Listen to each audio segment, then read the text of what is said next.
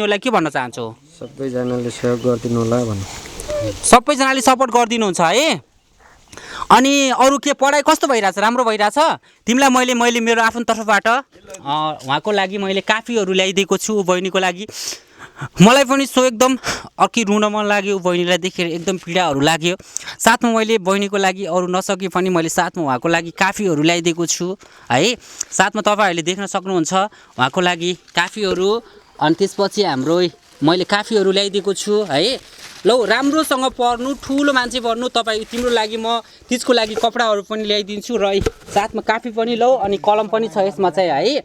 कलमहरू छ, काफीहरू। राम्रोसँग पढ्नु होइन, ठुलो मान्छे बन्नु। लौ पकड त, पकड पकड त, पकड।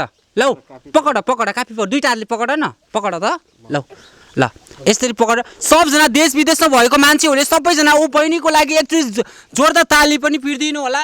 र जतिले पनि यो भिडियोहरू हेरिराख्नु भएको छ, ऊ बहिनीको लागि काफीहरू छैन, कलमहरू छैन र साथमा फिसहरूको लागि पैसाहरू पनि छैन, साथमा ड्रेस पनि छैन।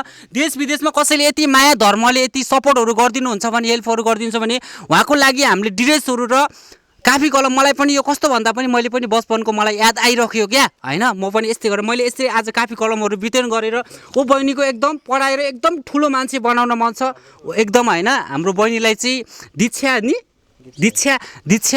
यादव